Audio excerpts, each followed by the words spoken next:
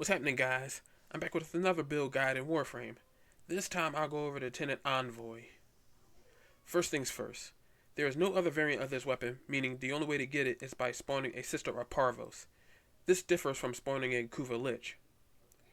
Check out my Kuva Lich and sister guide for more information on the 101 updated playlist. This weapon has a special mode that lets it reload when holstered.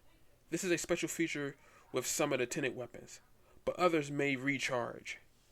This mode converts the weapon into an attaché case to load one round at a time.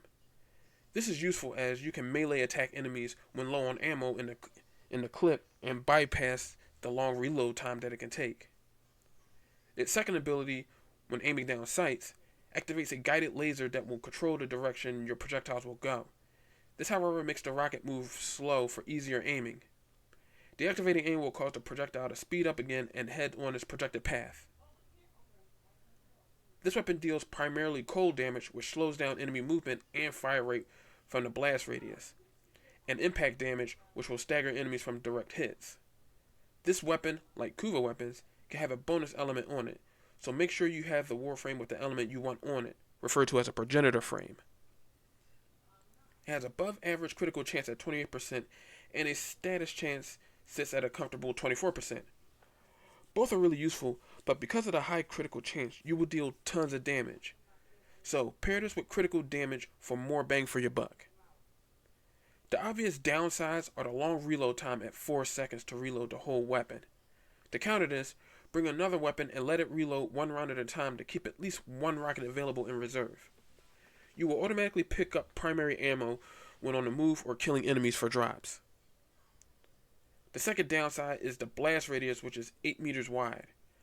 Firing at walls or at the enemy feet are best, but don't get too close or you will be knocked back a lot.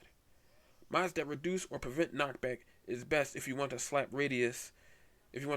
blast radius increase mods on it. Overall, this weapon has the potential to be really destructive. Because of this, you can use some pretty useful secondary elements on it. Corpus seem to be the best use for this as their shields are really weak to it. Cold damage, that is.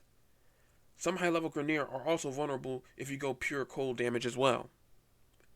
If you go magnetic, which combines cold and electricity, you can not only take down Corpus shields, but you can also delay shield regeneration, especially with direct impact hits.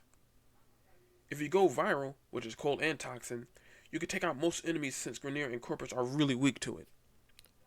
If you go the blast route, which is cold and heat, you have countermeasures against infested and Grineer machinery.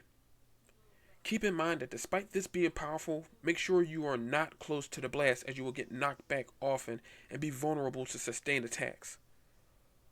Also, it has a limited ammo pool.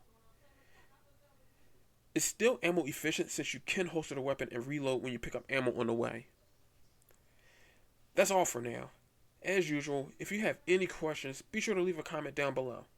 Also, all information explained here can be found on the Warframe wiki as well. Until then, I'll catch you guys later.